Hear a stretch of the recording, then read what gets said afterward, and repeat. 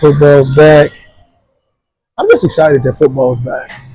Me too. You know, I enjoy the other seasons and the other sports, but it's a time and place for everything, and it's football season, and it's just a lot of energy in the air. You got a lot of football going on between Thursday all the way to Monday. And you get 2 days where you're talking about it. So it's just like this tornado of energy. Yeah. Around football season. It's dope. So that is. College football popped off this weekend. I know we already covered the Thursday game and the primetime game from last week on Monday. Mm-hmm. So talk to me, man, about college football, man. What you think this went down this weekend? Who your top picks moving forward? Top picks moving forward. Well, if you want to break it down with that specifically, with top picks moving forward, this is what I have, bro. I have Ohio State for sure, Penn State, Miami. Yeah, I like what the U is doing. So I'm gonna say those three for right now shows me the most consistency, and then following up behind them, I'm gonna sneak in a Texas A&M. Okay. Into that fourth spot. Yep. Going forward. Uh-huh. Well, no. Let me take that back.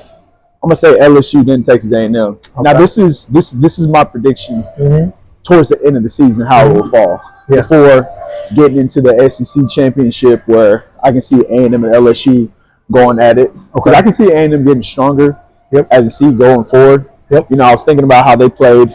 I believe they played Notre Dame, and they played in Notre Dame. Okay. It may not have been the prettiest win, right? But they still put up 40 points on them. 40 points says a lot. It is. It says a lot. So I love that part. Another thing, going back first, when we talk about those teams, first talk about Ohio State. They played Ohio this past weekend. Yep. Jeremiah Smith went off. He had about 140 yards receiving. And they had another receiver that had over 100 yards too. How many catches? 5. Yeah. So they was putting some work down the field there. They was airing it out. Ooh wee. That quarterback for Ohio State, nice with it, huh? Just airing it out, bro. Just airing it out. And so it was tough for Ohio State, or for Ohio to defend that. That makes perfect sense though. You playing against a team that they're explosive on defense, but their offense is a ticking time bomb for a touchdown.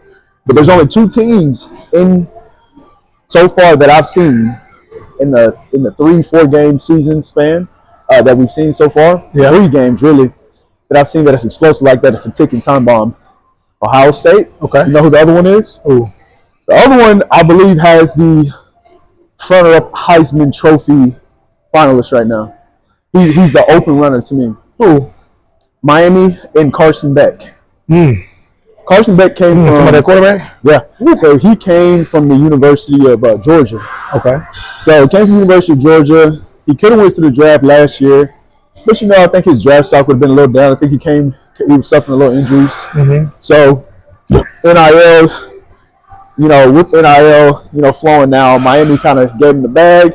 He moved out there to Miami. And I think, his ladies out there, I think she playing some sports out there in Miami too. Energy's real well out there. Yep. He's in an offense where they probably have the top offensive lineman in the country.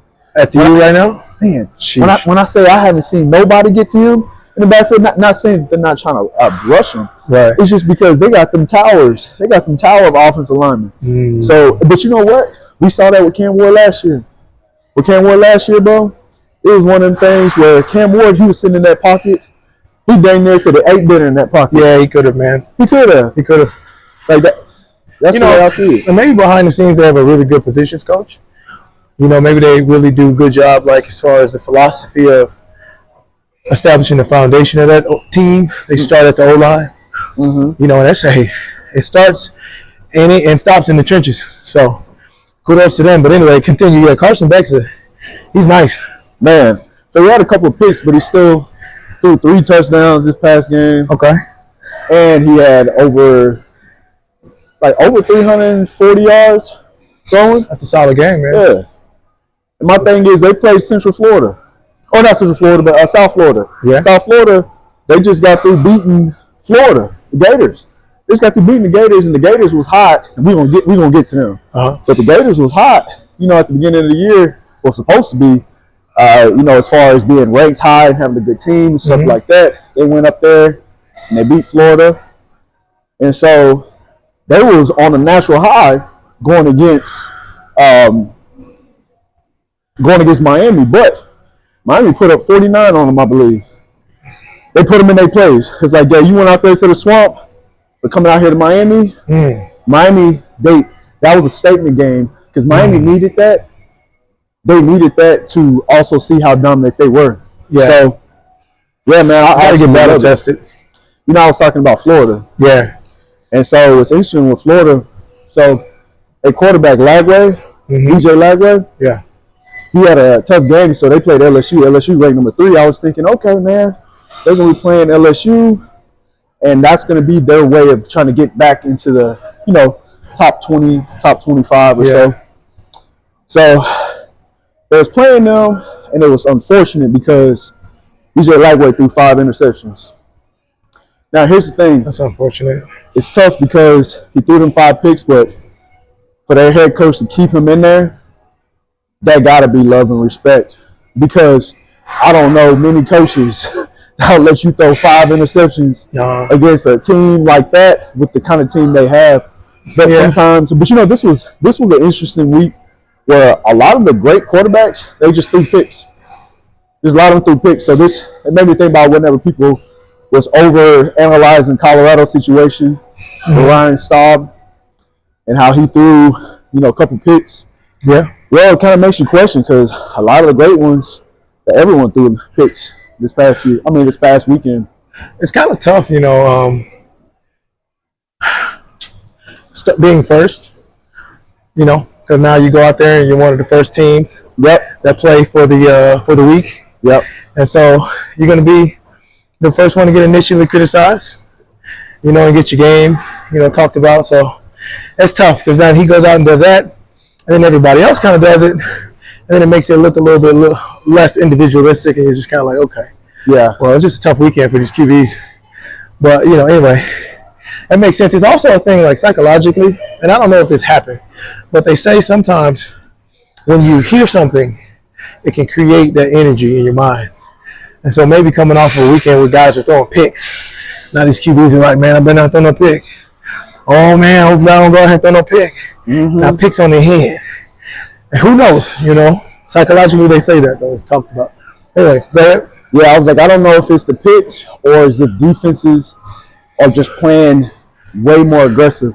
Yeah. So I think about how everything's like, I keep talking about it, but in different references, but it's a digital market. And so these players, they can dang near watch film from their phone, let alone having to go to a film room. That's very true. And so just playing against different teams are playing clearly way more competitive this year than it's ever been in college and in NFL.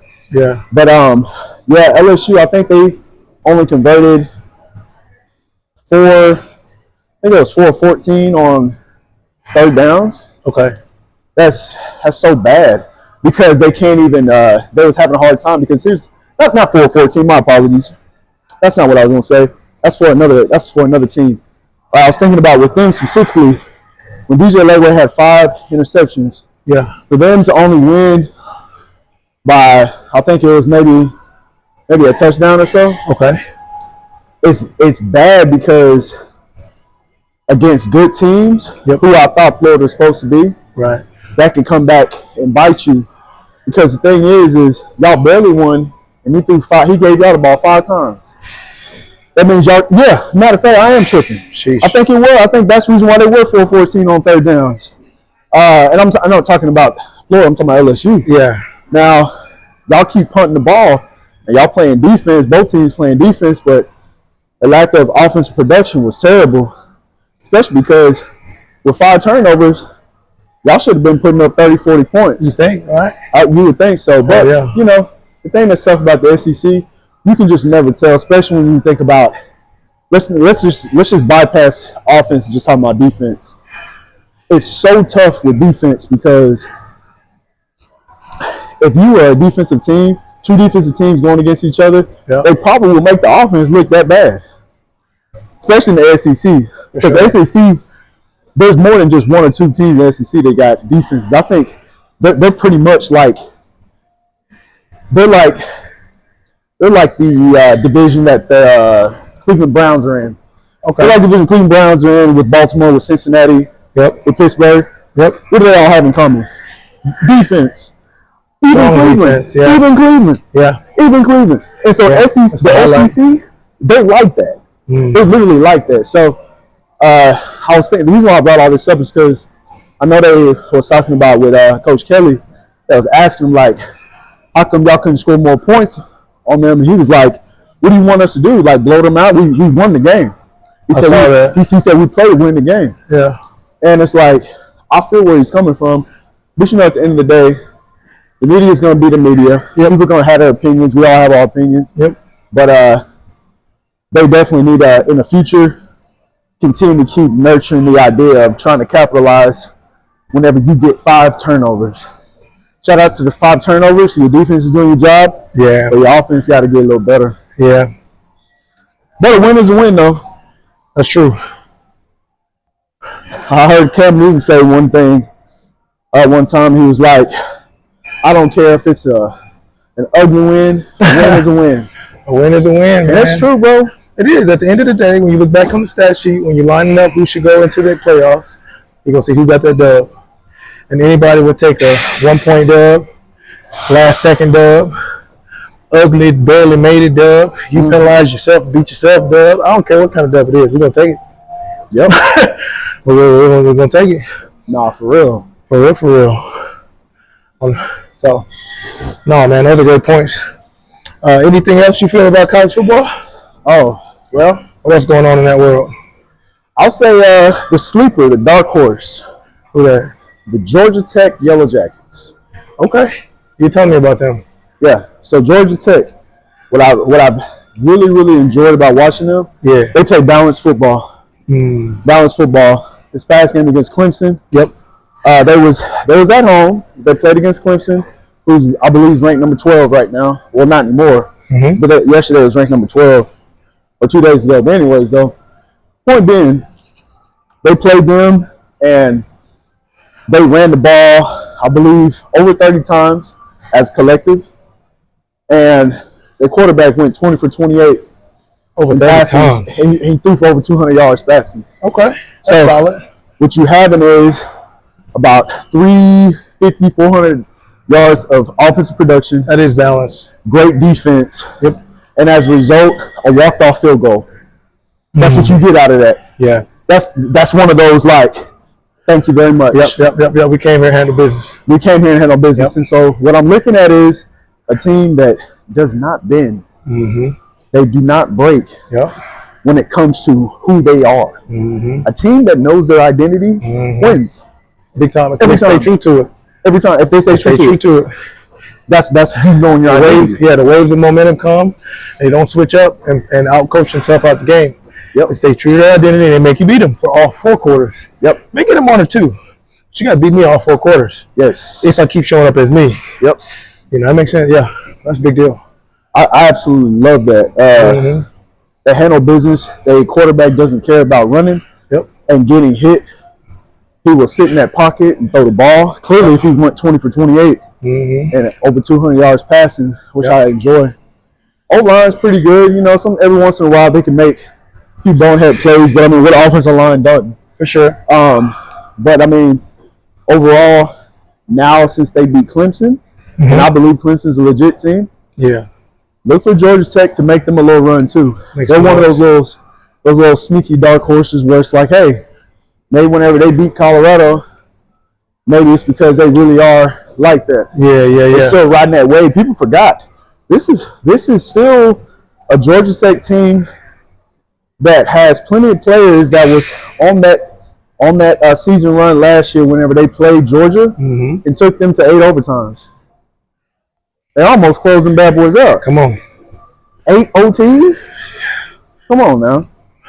You're looking at a team that's resilient, a team that That's can what it's withstand a punch. Yep. Because what I'm looking at is to withstand a punch in the trenches. I ain't looking at secondary and all that. Right. I'm looking at a team that can match you in the trenches. Thanks. And so a team like that plus a balanced team, that's actually what I look at as a professional approach, but at the collegiate level. For sure. Because if you can do that, you can run the football, and you can have a balanced passing attack, Yeah. you have a chance to win every single time, along with a great defense. Big time, man. Big sleeper team. Georgia Tech. Okay. It's always something that emerge. Yeah. You know, and that's the beautiful thing about, you know, the transfer portal and these programs is everybody has their time. You get you a good senior class, you get you a good coach in there and give him a couple years to really implant his message and his philosophy. And when it works and it clicks and then you mess around, have a good quarterback or something, everything comes together. Yeah. You better watch out. And we never know where it's going to come from. That's the cool thing about college. That's what makes it so interesting. You never know from year to year who's going to emerge and just have it going. Yeah. Every year, somebody different come out of the blue, you know? Every year. And some of the big teams kind of wear it off, and then they come back, right? But in them gaps, other teams emerge every year. And somebody, you got any other sleepers? Man, any other sleepers right now in college football Yeah, you said to you, Georgia Tech. that I've seen? All I've seen is it's hard to tell with sleepers. Yeah. I've just been seeing who's staying consistent. Like Oregon, they look consistent. They look like who they say they are. Yeah. They do look consistent. You know, Penn State looks consistent, but you know they haven't really played too much competition yet. But if you're still dropping 52, I forgot they played like Villanova or some small institution. But anyways, you play whatever program. If you're dropping 52 points, clearly you're executing the game of football. Come on now. So Yeah. they rank number 2 It's for still a going reason. against a collegiate team now. You ain't out there against no peewee. So you putting up 52 points. Well, You can throw and catch. so they rank number 2 for a reason. Okay. So I'm gonna leave them alone. Yeah. LSU, they rank number 3. I'm gonna leave them alone. Yeah. Oregon, they rank number 4. Yeah. I'm gonna leave them alone.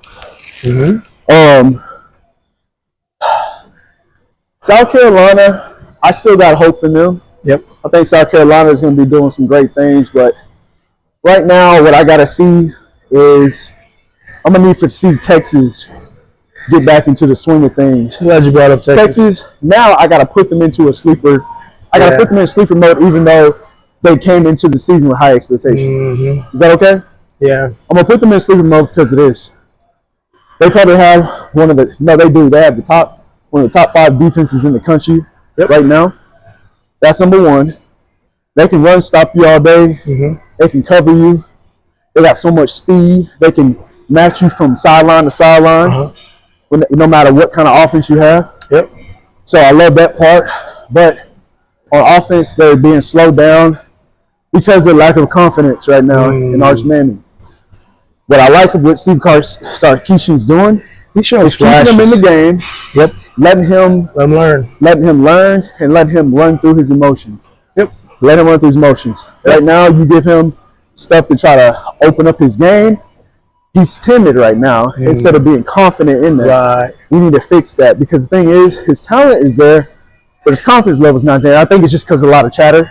Oh, yeah. And so the reason why I call them the dark horse right now, our sleeper team, once he gets past all of that, because even though he ain't playing that well, he threw an interception this past game. He's been overthrowing players in the end zone, overthrowing players for first downs. A lot of stuff's been happening, but they've been winning. Okay. And so that approach, I like it because that still allows for him to have hope that he is who I truly believe he knows who he is. He knows he's a great football player. Right. It's just about reminding himself again. He has to resurrect his spirit. Yeah, he does. And so once he does that, he'll be fine. And I think his season to resurrect it, it's going to be, this wasn't his month, but October will be his month. Okay. I truly believe so. Yeah. I think by October, he will definitely be in the swing of things. Yeah. And he'll be getting in stride when it comes to playing enough seasonal football where everything's going to start to gel. And maybe it's just one of those things for Texas. The offense is just gelling slower than the defense. Hell yeah. Defense just gel faster. It happens that way. That's the beautiful balance of football, right? It's constantly trying to keep it together and have dominance. It's close to dominance on both sides. No, but you're absolutely right, man. One thing I do like about what Texas is doing is they're letting him go through all his emotions, exactly what you said. Mm-hmm. That's so critical. And we don't see a lot of coaches or teams do that enough anymore. You see it, but it's few and far in between, right?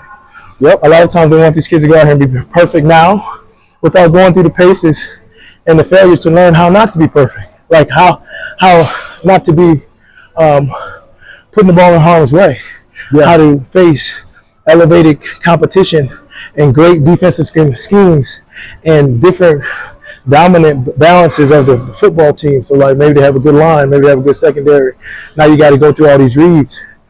And so when you get the kid in there and he's going from phase to phase of the game and he's making mistakes, sometimes they get his number. But if he can learn from that, and each time he takes an L or reaches a like extreme adversity, he can learn from that. Now that's when, to your point, maybe month of October, toward the mid-season, back into the season, now he's showing polish. Now he's showing like somebody who is in his first year of really starting. Like maybe give him 6-7 games to figure out, to see everything that's thrown at him, right? To see what a strong secondary looks like, to see what a strong blitz package looks like. Oh shit, I gotta get the ball out. Oh man, I gotta hurry up. Oh man, I need to do this check down. Oh man, when this happens, like you gotta let somebody go through that. And these coaches are so quick to pull. And man, so I think hopefully, like to your point, if he is who we think he is, right? That bloodline is showing greatness. We know his competitiveness, but sometimes when you have a high level of emotionality, it can be great when it comes to competing. But sometimes it can get in the way because it can alter your decision making in critical moments because you're a little bit too revved up. You're a little bit too hard on yourself. You're a little bit too. You want to stay balanced. So maybe learning and understanding, like, hey man, I had a bad game, I had a tough time, but they still riding for me. Team's still riding for me. I have no idea what these players got to deal with the media these days. We didn't play with this type of media. Yeah, these kids you make one misstep, it's all over the world. All over the world. Everybody talking about it. From one game to one game. And so I don't know how these kids have to deal with that mentally, but hopefully if they can overcome it, it'll make them stronger in the mind. So we'll see. Yeah, it's definitely a mental game for Arch right now. Yep. But here's the thing: when I was watching UTEP, like UTEP didn't do anything fancy on the defensive side of the football. Yeah. To make him confused. He was making the right reads. The ball just wasn't getting there. Mm-hmm. It was being overthrown, underthrown. Things mechanically wise is uncharacteristic from Arch because that's kind of like one of his strengths he's leaning into. But when there's emotions behind a ball being thrown, it's different because you can feel it whenever it comes out of your hand when you throw. Every natural thrower can feel it. Whenever there's a certain throw, there's a certain energy force behind it. Mm-hmm. And so when it's being trajected to a certain area, the closer it gets, the receivers can feel it too. Yeah. They can feel it. Whether it's a confident throw, it's a bad throw, they can tell as soon as it leaves. Yeah. They can see it, they can feel it, they can understand it. Mm-hmm. Every receiver knows that emotional energy they can feel when that ball comes in. And so seeing how he's throwing the ball and he's making the right reads, but it's just not getting there, there's levels of concern. But just like any other natural player, what I do like what they're doing, let them still score by running the football. Because the thing is if that's truly one of his other talents, which actually it is, let him run. Then that can slow down his mind. Oh yeah. To just throw the ball naturally. Oh yeah. Kind of like what I would like for Colorado to possibly do with Caden Salter. Oh man. Let him do that. Exactly. If it ain't him, put Juju up in there and let him start. But the point being is you got to allow for these players to develop, get used to the chemistry, get used to the energy of the team, the emotional expressions that the coaches have. Yeah, man. Because there's one way to talk to a player in a practice versus when you're in a live game. Yeah. The communication level changes. For sure. The energy, the emotions, that's all an adjustment that every player and team has to go through because it's in-game action. It's not a scrimmage. Facts. It's not a rehearsal. Facts. It's in-game emotional of how a coach can overreact. Yep. How a coach can underreact. Yep. How a player can over or underreact. Yep. All this stuff plays a role. So, in conclusion, That's the reason why I feel like when it comes to, I say Caden Social, but with Arch, he has to get used to all of that too. I think so. As the leader now. Yeah.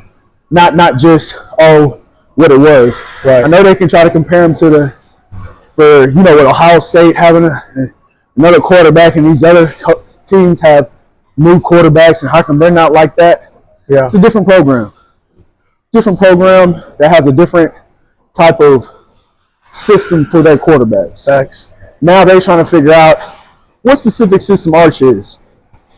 They got to figure that out. Quinn Ewers had a system, and Arch has a system, but they got to figure out if they want to use the system that they have with Quinn or with Arch. Yep. Meaning, Quinn wasn't doing no running because he's not. That's not his physical game. Right. He's a gunslinger. Yep. He's a pocket genie. Yeah. That's what Quinn Ewers is. Right. He's a pocket genie. Yeah. So a different comfort level. It's a different comfort level in the pocket. You know, and so if you got those guys instinctively when the pocket collapses, they want to get out of there. They might have a developed skill of throwing on the run. And so maybe put them in their comfort zone. Let them perfect throwing on the run. You know, maybe going into a zone blocking scheme with the offensive line. I faced that, man, when I was coming up, and it's really hard. That zone blocking scheme is challenging to defend because it's a lot of movement. You got to find gaps and holes in it. But anyway, long story short, I agree exactly what you're saying. Put the kids more in their comfort zone and maybe perfect their comfort zone versus trying to force them to be something to conform to the system that's making them uncomfortable. Boom. It's like, why get the kid if you're not going to, you saw him in high school, you saw him coming up, if you're not going to use what he has naturally? Why get that kid? Why not let him go to a system where they're going to use that or highlight that? Yep. I get mobile quarterbacking, period, has a little bit of a rain cloud over it just because of the injury, potential for injury. So I get why they like to slow the kids down, but to your point, what we're seeing out of Archie Manning is sometimes it's got to be a case-by-case basis. Sometimes if you see a kid kind of struggling going through reads, you might want to try to figure out how to calm his mind down, put him more of his comfort zone, get him out the pocket, let him make some plays with his legs first, get his confidence up. And then now once the defense has to creep down, because Archie he's an athlete. At that big, I think people don't understand why he gets so much athletic credit, because he's big. He's like Josh Allen, baby. He's already 6'4", about 240, 235. So the fact that he's nifty and he can move like that, you know, is why we give him so much credit for being athletic.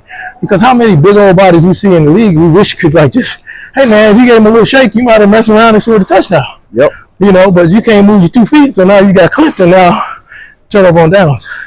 And so that's a hell of a weapon. And I'm right there with you.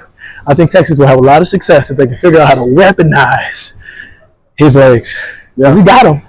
Put him with a baseball coach or something. Teach him how to slide real good. Shoot, that's what I would do. All my quarterbacks, y'all need to figure out how to slide. Yeah, or try to help him if he feels more comfortable getting out the pocket. Yeah. Also, another option. What's that? Find out what his favorite 5 plays are. That's big time. Run them suckers. That's big time. Let him run that early. Yeah. Build his confidence. Let him, completely hand over the keys. For sure. All the way. Why not? Don't, because here's the thing. He may be the starting quarterback, but he knows what a confident play calling plays that a coach is bringing in, and whenever they're not confident in you type play calling. That's psychological warfare too. Yeah. A player is not stupid. He knows. Especially a quarterback, he knows, he giving me this basic little hitch route. That's what you think about my IQ? So what happens is, okay, I'll run it, but now I'm going to dang near manifest with my eyes to the DB exactly what's going to happen. So you know what happens? Players get no separation on the DBs. Now he has nowhere to throw. Now he's scrambling. Now he's trying to force something. Now he throws a pick. That's true. Yep. That's literally what's going on. There's no creativity. You got to show the creativity. You got to get creative, man. These defensive coordinators are getting smart, offensive. You know what I mean? You got to be creative. I think they should be doing stretch play action boots. Come on. Stretch play action boots. Then let him gunsling that sucker way down with all that speed they got at receiver. Yeah. Especially corner posts and post corners. Especially if they're willing to ride the wave. Yeah. Here's the thing. He may struggle at doing that type of style. Maybe a little too reckless. But that might be the best card in his deck. So if you can mature him at that, pick up his reading, advance his ability to read on the run, advance a play call option where you give him more options to flow with him. So when he's running, he has these bailout guys, right? He has opportunities to flourish doing what his ace card is, you know. So I'm right there with you. I think that he creative in those ways and put him in a position where he can learn, but learn by doing what he potentially can be best at versus trying to learn and mature at his gaps. You know, it's that old philosophy I've been hearing a lot, you know, and I don't know how much I really agree fully deep down as far as the totality of it, but it's like strengthen your strengths, you know what I mean? Don't put too much, and it's offset the focus of you strengthen all your weaknesses.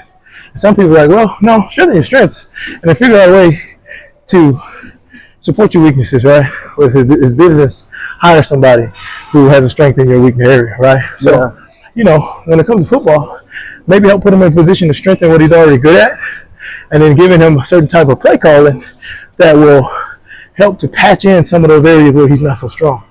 You know what I'm saying? I don't know whether or not that'll help those guys at the next level, but I think it'll definitely generate some wins.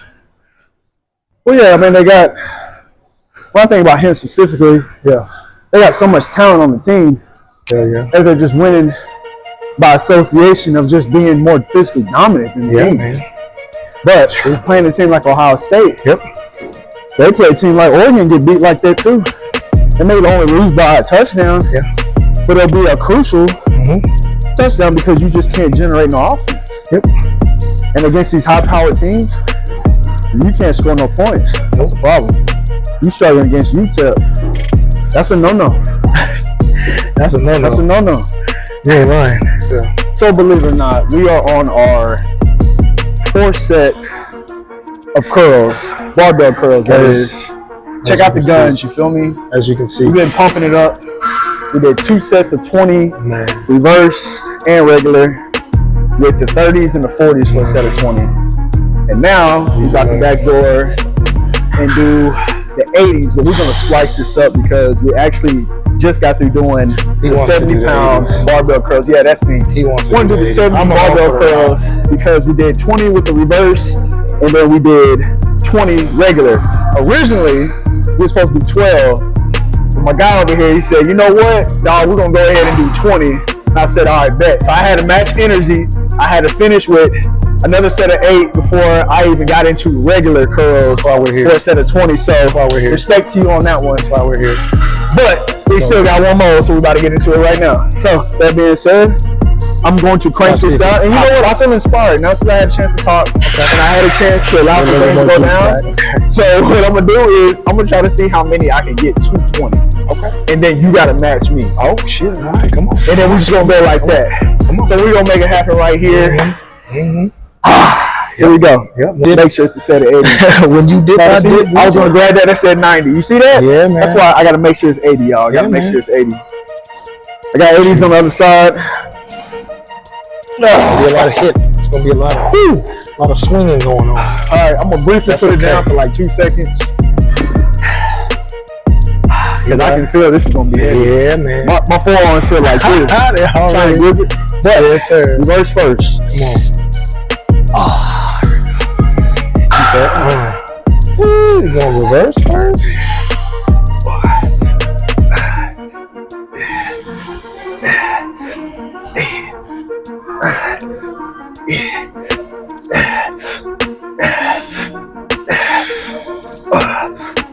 That's what I'm talking about. Hell yeah. Yeah. That's what I'm talking about. Woo! Come on now. Come on now. Set the tone. There it is. All right, here we go. Here we go. 2, 3, yeah. 4, 5, 6, 7, 8, 9, 10, 11, 12, yeah, 13, 14, here we go, 15, 16, yeah, 17, 18, yeah, 19, butter, straight up butter. Shawty, swing my way. Woo! Swing my way. All right, y'all, so, swing that. both of us just got 20. How you feel? I'm feeling good. Feeling pumped up? I'm feeling good. All right, so I'm gonna go right into it. Come on. See how many I can crank out. All of You them. match that. All of them. All of them. That's how many you You got. got all of them. Let's see what's You popping. got all of them. Here we go. No. Yeah, come on. Easy. Easy. Easy. Easy. Easy. Easy. Come on. Come on. Come on. How it's done. Show them how it's done. Show them how it's done. Show them how it's done. Yeah. Yeah. Come on. Woo. Come on. 20 in the book. Oh, man. That's what I'm talking about. That's what I'm talking about. All right. It's going to be ugly, but we're going to get it done. Oh yeah. We're going to get it done, though. Light work. 1, 2. Oh yeah. 3, 4, 5, 6, 7, 8, 9, 10, 11, 12, 13, 14, yeah, 15, 16, 17, 18, yeah, 19. Crank it out. There it is. Woo! Boy, you get the crown today, boss. Yeah. You did them jokers clean. Got it done now. We got it So done. that's 20, 40, 60, 80 reps of some good biceps. Now it's time for us to go into little triceps. But first things first, let's talk about last night. Okay. We had the LA Chargers and we had the Las Vegas Raiders, aka the old school Oakland Raiders. The only reason why I want to shout out them is just because that boy Marshawn Lynch was there. You know, he a camera guy I seen now. that. That's kind of He took some dope. good picks. They showed like a little thing of all the picks he took. Yeah, You doing all right. that's dope, That's man. cool. I'm glad he got his niche. But yeah, so what you think about the game last night? Man, that was a good game, man. I tell you what, Chargers look solid. They do. Chargers look solid. You know, they showed that they can dig deep. Mm-hmm. You know what I mean? There was some times there the game was kind of slow moving early on. I think I don't even know if Las Vegas scored. I think it ended with 9 points. I could be mistaken, but I think the kicker was a higher score. So Las Vegas really wasn't doing a lot with the ball. I think the defense was trying their best. Defense was hanging on. They even had a hell of a play towards there at the end of the game, which really took me aback, right? Because you have such an important moment of the game to where the momentum could shift. You're in a losing position. You have a limited time to make a drive to put up a score, and your defense goes out there. And I think your boy, the defensive end, came in there, boom, punches the ball out or whatever, gets a fumble. They get the ball right back. Yeah. And 3 and out. And I don't know whether to say that's on the offense or the play calling, but I just feel like they could have maximized that opportunity. So I think that's a time for the team, not to point fingers, but the team overall just needs to go sit down. They got talent. They have talent to compete. Now they just have to sit down and figure out the best thing to do to bring it to life and to get it clicking and to get Geno in his flow and to identify his rhythm, and when he gets out of it, maybe to make different decisions and how to move that ball in whose hands to have it in at the right times. You know what I mean? To make these games more competitive. But Chargers look solid, man. They look really good. They look really good, man. Herbert looks solid out there. You got Keenan Allen, trusted target for him. You know what I'm saying? And you still got Q on the outside. And you got McConkey. You know what I'm saying? Holding it down. So, McConkey, he's such a key threat at that slot Right. position for the right? Chargers. Yeah. And I think this will be my last point on it, man. I really think that the defense has been consistently strong. We've kind of had that perception of them having a strong defense, the Chargers, over the past few years, and that's kind of kept them competitive. But we were just waiting on that last little missing ingredient on that offense, right? That something was missing. We were just waiting on it. Maybe it was time, experience, and growth. Who knows? But there's something missing, and I think that we're seeing that they figured out what that something missing was, and they clicking. They better watch out because I think they're number one in the division right now. To your point, when it comes to they done found that little niche, they done found what's clicking for them. I'll tell you what that piece is. Coach Harbaugh. I'm gonna explain why. I'm gonna explain why. Okay, now when Coach Harbaugh was with at the time it was Stanford, way back. It was a few years back. He was with Stanford. They used to have big tight ends, big offensive linemen. He goes to San Francisco, big tight end, big offensive lineman. He goes to Michigan, big tight ends, big offensive line. yeah. There was something they pointed out yesterday, and it made perfect sense. You notice Justin Herbert never got touched? Never got touched yesterday. And so what's been going on this year is he has been very well pass protected. That way he can actually read the defense. He can go through all his progressions and everything, and I love that. But what makes them stand out, they run 7 offensive linemen instead of 5. They run 7. So you got an ultimate pass protection. Why not? Why not? And I'm thinking about other teams with like other teams. I'm surprised they didn't adopt that type of concept, because that's literally the reason why they beat Patrick Mahomes and company just a couple of games ago. So what you're looking at is they have mass protection. They allow for the receivers to possibly be in a situation they're probably going to go one-on-one. Well, guess what? This is the reason why we drafted you. This is the reason why we have y'all on our team, is to be able to be a problem one-on-one against a defense. So when you talk about a Keenan Allen who caught that slant for a touchdown, that's a big body receiver coming across for a slant like that. But just to run back a little bit with the Raiders a little bit, the thing that kind of frustrates me a little bit about them, I know we mentioned it, was Geno Smith. Geno Smith is a tough component right now, he's in a tough situation with what he has going on for himself. He's such a talented quarterback. He can read defenses, but his skill set sometimes with his mechanics can throw off the entire team. For example, he has the skill set to take it down and get his team in position to be able to score, whether it's a touchdown or a field goal, meaning he can get them into the red zone. There's something about that red zone, it throws him off mentally, it seems like, at least from the patterns that I'm seeing from possession to possession, where he's kind of a turnover machine a little bit right now, and they need to figure that out. It's either they're going to figure it out by featuring Ashton Genty a little bit more. Granted, I know teams are already kind of hyper fixated on him right now, but that's okay. Sometimes he needs to be hyper fixated as a decoy, and maybe that can help open up the offense a little bit more, because right now, their defense right now, I want to say respectfully, they're an average defense. So they need more help on offense. They really do. They need it badly, but not to knock the Chargers at all, because they have a great football team, and you can tell they're going to be a problem. Oh, yeah. They're going to be a problem. But what I saw out of Oakland, I was like, man, down the stretch, you had plenty of times to capitalize, but you always kept settling for these field goals. Oh, yeah. But they had to settle for field goals because they really didn't have the personnel matchup almost to a T to go for a fourth down. Big time. They could do first, second, and third down, but when it comes to personnel matchup, for example, if it was 4th and 1, I would say the Chargers probably going to have a better defensive line than Oakland. Not Oakland, but with Vegas having a better offensive line. You see what I mean? I guarantee it, and to your point about just taking advantage of those weapons, but you still got, and I thought about when you're saying that, I'm like, man, you know what? 4th and 1, you need somebody that's guaranteed can go get it. And I'm like, do they have the guys? And I'm thinking, you got Jacoby Myers. Yeah. You got Brock Bowers.